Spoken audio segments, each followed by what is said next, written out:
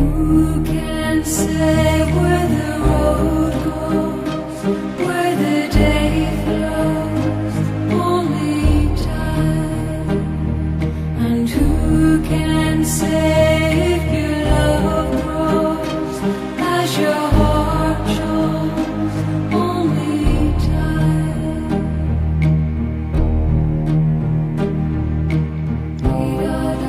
Good morning. Welcome back to history class, where today we will be wrapping up our look at the Incas, and we will be out of this part of the world for the rest of the school year. Okay, so we talked a little bit about the Incas. We talked about where they came from, what sort of people they were, what sort of empire they built, but where are they now? Well, if you were to go to Peru, you could still meet them. They are still there. There's more of them around than there are Mayans and Aztecs, but their empire is not there anymore. Why? For the same reason that the Aztecs and the Mayans aren't there anymore. I'm, of course, talking about the Spanish. You see, in the year 1492, an Italian named Christopher Columbus discovered the lands that make up North and South America and Central America, since we're talking about it.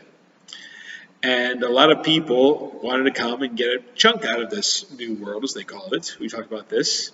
The Spanish rather, they went to the southern parts, Mexico, Central America, and South America. We talked about this guy, Hernando Cortez. He helped to take out the Aztecs and the Mayans. But today we're talking about his cousin, this guy, Francisco Pizarro. Francisco Pizarro.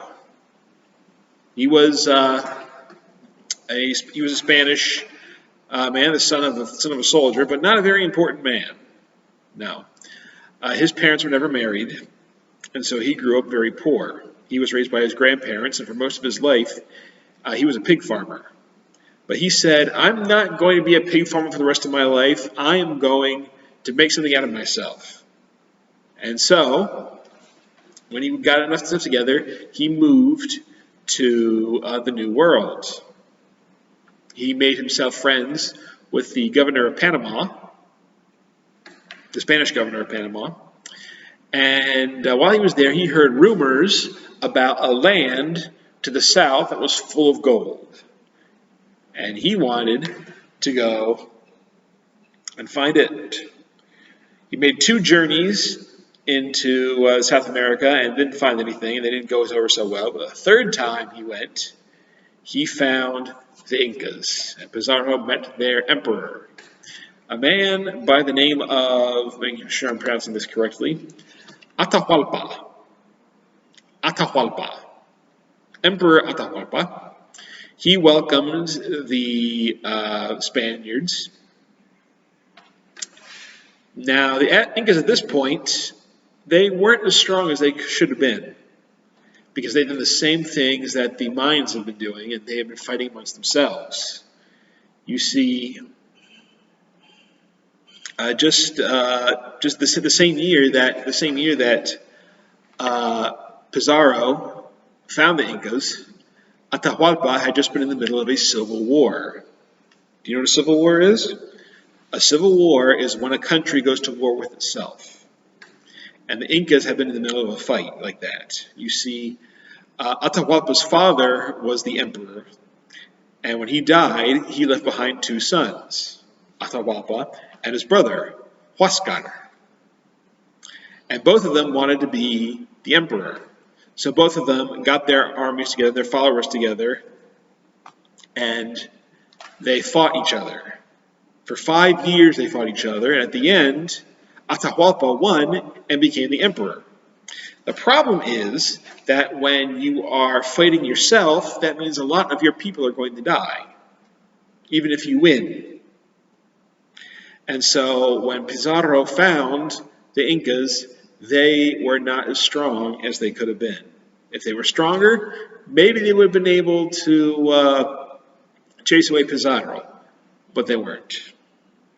Pizarro kidnapped Emperor Atahualpa and said, "Give me all your gold and silver or I'll kill him."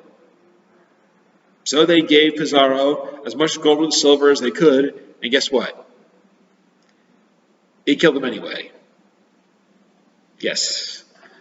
They had him killed anyway, and the Spanish picked a new man to be emperor of the Incas, a man by the name of Manco Inca.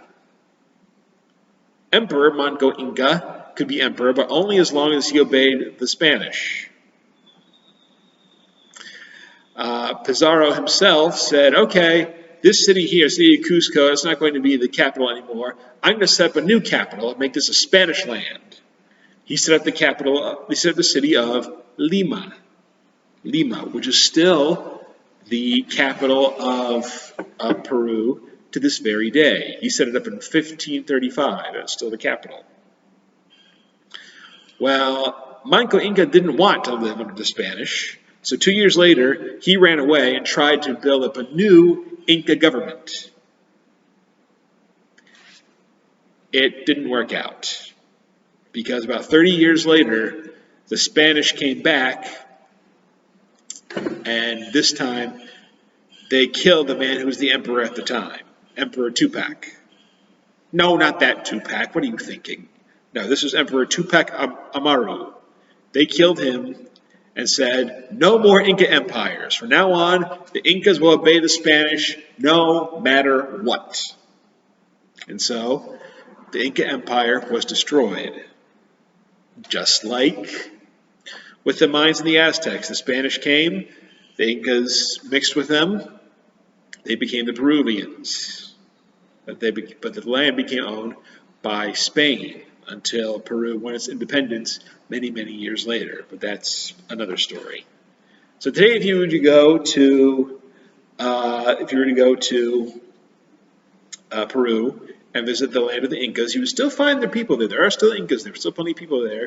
A lot of them still live the way that the Incas lived way back then. But the Inca Empire is no more. Once again, the Spanish came and took over. It's a story that just keeps happening in history. Civilization becomes weak, and then another one comes in and takes it over. It's happened before. It will happen again. But that's what happened to the Incas. Okay, let's go over our questions for today. Question number 1.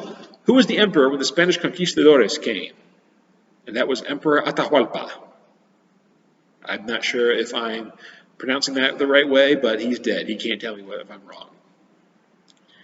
Question number 2. Who was the Spanish leader? And that was Francisco Pizarro. Francisco Pizarro led an army and conquered the Incas. Question number 3, what happened to the Incas? Well, I just told you. They were conquered by Spain. So now you know a little bit more about the history of Central and South America and why there are so many Spanish speakers in that area. It was because that was the area that the Spanish claimed for themselves. The English and the French went north into America, into Canada. But that will be a discussion for another time, probably when you get to 4th grade. For now, we're going to stop talking about the Incas and this area. Tomorrow, on Monday, we will move over back to Asia and talk about people there. All right? Have a good weekend, and I will see you on Monday.